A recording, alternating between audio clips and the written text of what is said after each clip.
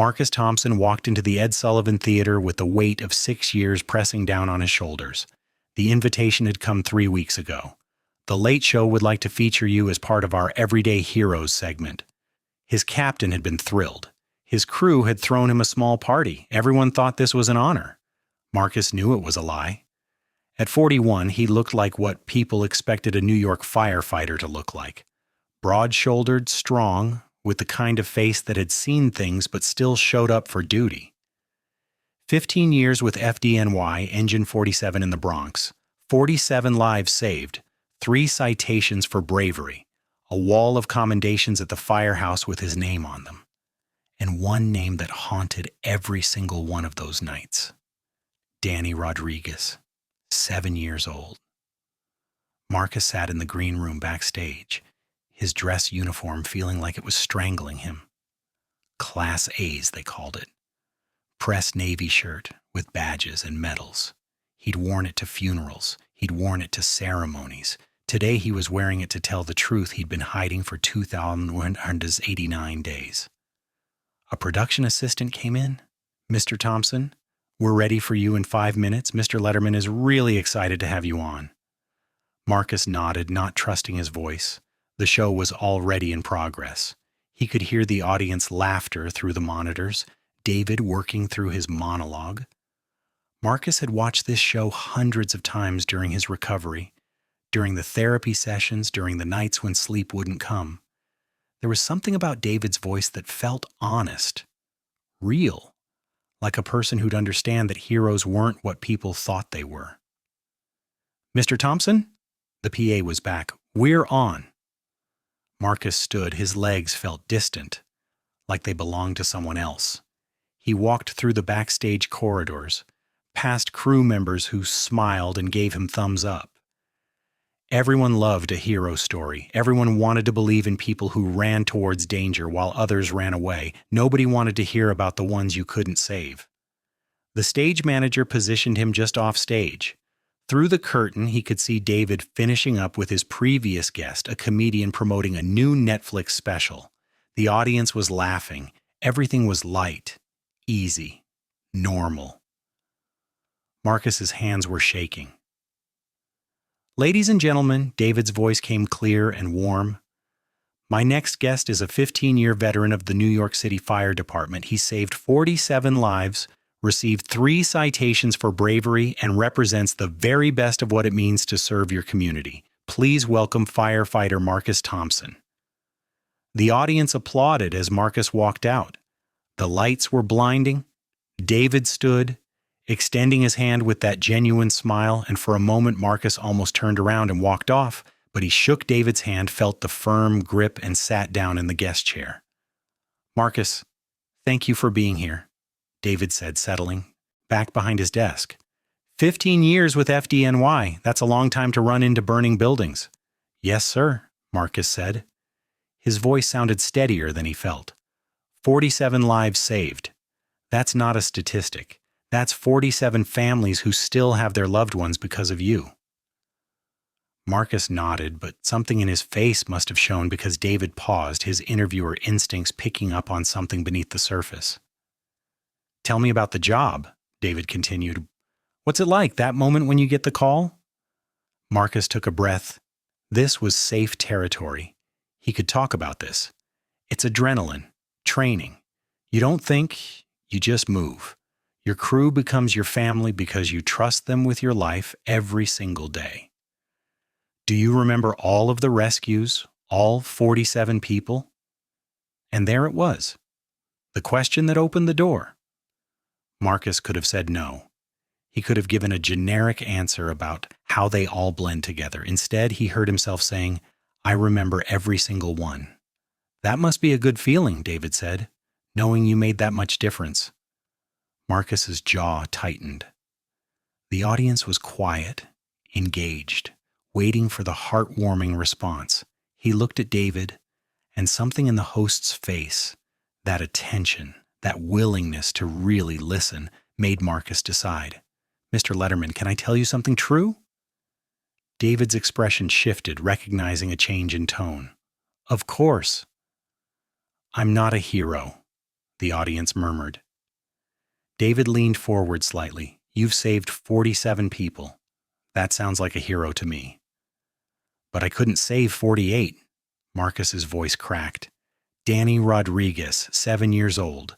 March 14th, 2019, apartment fire in Brooklyn. I got his mother out. I got his sister out. I went back for Danny, but the floor collapsed. I couldn't reach him. The studio went completely silent. This wasn't the hero story anyone expected. David's face showed no judgment, only attention. Marcus, David began gently. Everyone calls me a hero, Marcus interrupted, the words coming faster now, like a dam breaking. They give me medals. They put my name on plaques. But heroes save everyone. I hear Danny every night. I see his face. I tried. God knows I tried. But trying doesn't matter when a 7-year-old boy dies and you're the one who was supposed to save him. Marcus realized he was crying. On national television, in his dress uniform in front of millions of people, the firefighter who'd kept it together for 6 years was falling apart in David Letterman's guest chair.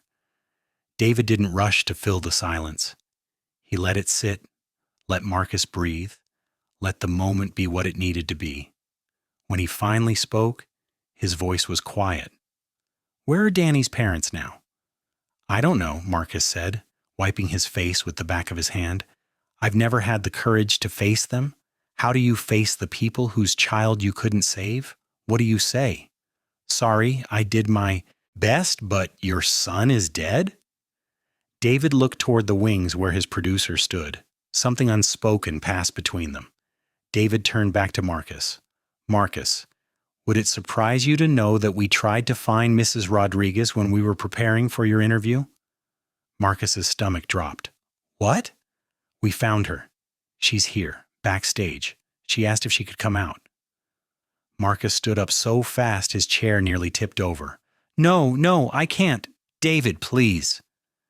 But the audience was already reacting, looking toward the wings where a woman was walking onto the stage, Latina, early 40s, wearing a simple blue dress. Marcus recognized her immediately. Carmen Rodriguez.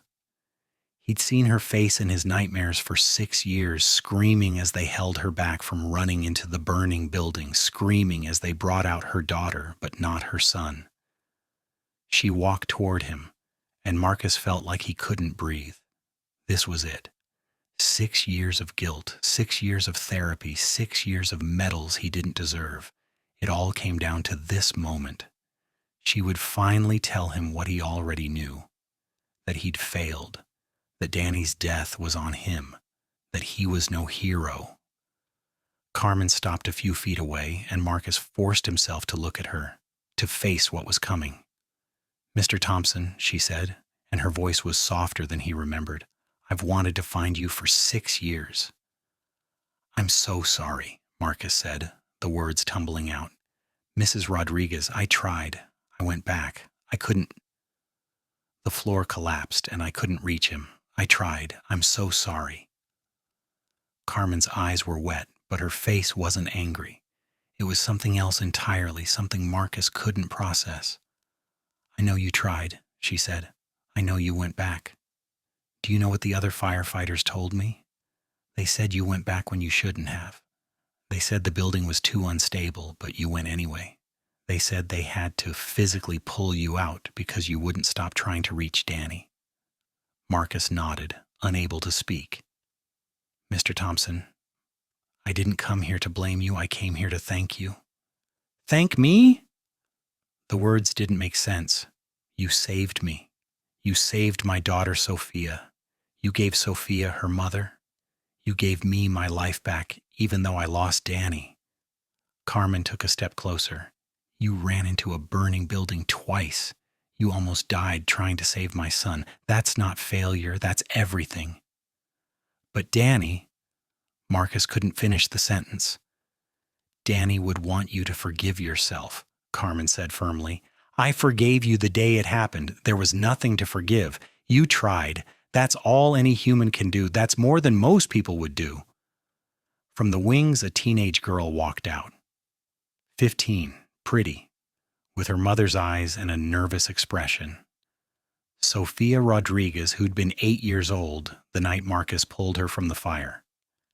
"Mr. Thompson," Sophia said, her voice steady despite her obvious nerves, "my mom tells me about you all the time. You're the man who saved her. That means you saved our family. I have a mom because of you. I'm grateful every single day." Marcus's legs gave out. He sat back down in the guest chair, but Carmen and Sophia followed, Carmen kneeling beside him, taking his hands. "I dream about Danny too," Carmen said, "every night, but I also wake up every morning and see Sophia.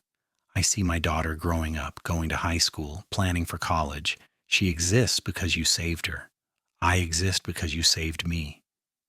Danny's gone, and I miss him every second of every day, but Sophia is here, and that's because of you." David had been silent, letting this moment unfold, but now he spoke. "Marcus, you've been carrying this for 6 years, alone, calling yourself not a hero. But the people who were there, the people who lost the most, they never blamed you. You were the only one blaming yourself." Marcus looked at Carmen, at Sophia, at David. "I couldn't save him." "No," Carmen agreed. "You couldn't, but you tried, and you saved 2 others. Does that make Danny's death your fault?" "I should have." "Should have what?" Carmen's voice was gentle but firm. "Should have defied physics? Should have stopped a floor from collapsing? Should have been Superman instead of human?" She squeezed his hands. "Mr. Thompson, you're a hero because you tried when trying wasn't safe. You're a hero because you went back. You're a hero because you've spent 6 years torturing yourself over a child you couldn't save instead of celebrating the lives you did save. That's what heroes do. They care, they hurt, they carry the weight." Sophia spoke up. "My therapist says survivor's guilt is real. She says it's normal for me to feel bad that I made it and Danny didn't, but she also says that my life matters, that I'm allowed to be alive without feeling guilty. Maybe you need to hear that too." The audience was silent, but not the silence of discomfort. It was the silence of witnessing something sacred. David stood, walked around his desk, and sat on the edge of it closer to Marcus. "Marcus, how many firefighters have you worked with in 15 years? Marcus thought. "Hundreds. Different houses, different crews. Do all of them save every person they try to save? No, it's impossible. Sometimes we can't. But when they can't, when they lose someone, are they failures? Are they not heroes?" Marcus saw where this was going. "No, they tried." "They tried," David repeated. "Just like you tried, just like you went back into an unstable building, just like you almost died yourself. You're holding yourself to a standard you'd never hold anyone else to." Carmen nodded. "When they told me you'd gone back, that you'd risked your life trying to reach Danny, I cried. Not because you failed, but because someone cared that much. Because someone valued my son's life enough to nearly die trying to save it. That's not something to carry shame about. That's something to honor." Marcus looked at this woman, this mother who'd lost her son, who had every right to hate him, to blame him. Instead, she was on her knees beside him, offering forgiveness he didn't think he deserved. "I should have done more," he whispered. "You did everything," Carmen said, "and now you need to live. Really live. Because Danny doesn't get to, and Sophia needs to see that the man who saved her mother isn't destroyed by grief. She needs to see that heroism isn't about perfection. It's about trying." David addressed the audience. "Ladies and gentlemen, we talk a lot about heroes in this country. We put them on pedestals. We expect them to be perfect, to always win, to never fail. But real heroes are human.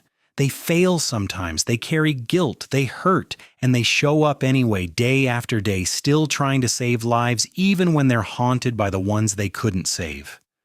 He turned back to Marcus. "You came here tonight thinking you were a fraud. But you just showed millions of people what real heroism looks like. It's not about the wins. It's about trying when you're terrified. It's about going back even when it's not safe. It's about carrying the weight and still showing up for the next call." Carmen stood, helping Marcus to his feet. Sophia joined them, and the 3 stood together on that stage.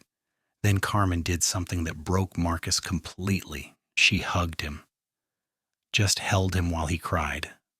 This mother who'd lost her son, comforting the man who couldn't save him. "Thank you," she whispered into his ear. "Thank you for trying. Thank you for saving us. Thank you for caring enough to hurt this much." When they finally pulled apart, David was offering tissues. The audience was standing in silent respect, and Marcus felt something shift. The weight didn't disappear. It would never completely disappear, but it felt different, shared, witnessed, forgiven. After the commercial break, David brought Marcus back alone. "How are you doing?" "I don't know yet," Marcus said honestly. 6 years I've been avoiding this conversation, thought it would destroy me. "Did it?" Marcus considered. "No, I think maybe it started putting me back together."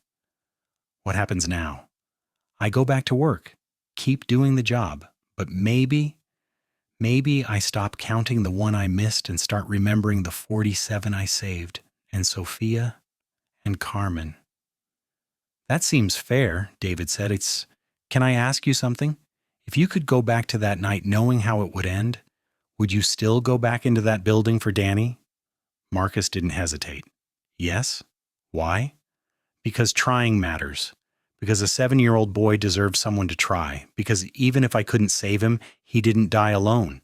He died with someone fighting for him. That has to count for something." "It counts for everything," David said. "Thank you for your service. Thank you for your honesty. And thank you for showing us what courage really looks like." 6 months later, Marcus returned to the show for a follow-up segment. He looked different, lighter somehow. The uniform still fit the same way, but he wore it differently. "You look good," David observed.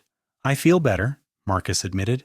"Carmen and Sophia and I have stayed in touch. We meet once a month just to talk. It helps." "What about the nightmares?" "Still there sometimes, but they're different now. Now when I see Danny, I don't just see the failure. I see his face when I first got to him before the floor collapsed. He saw me. He knew someone was trying to reach him. That matters." "Your captain told us you've been speaking to rookie firefighters about mental health, about PTSD." Marcus nodded.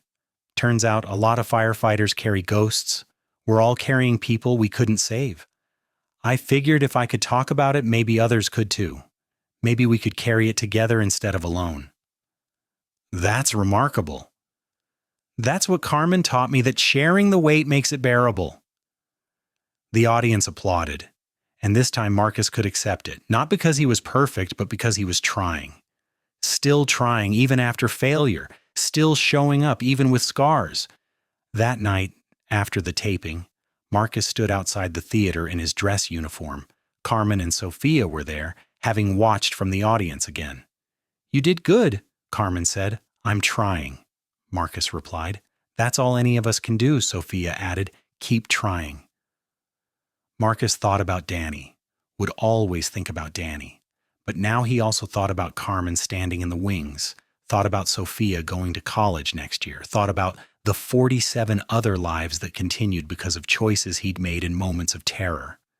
Heroism, he'd learned, wasn't about winning every time.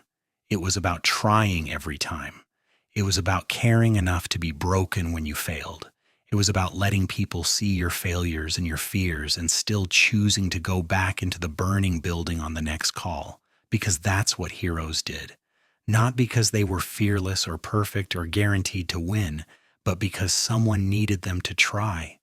And trying, Marcus had finally learned, was enough. Even when it didn't feel like it, even when it hurt, even when you carried the weight of the ones you couldn't save. You tried. You showed up. You let people see your humanity. And somehow, that was everything.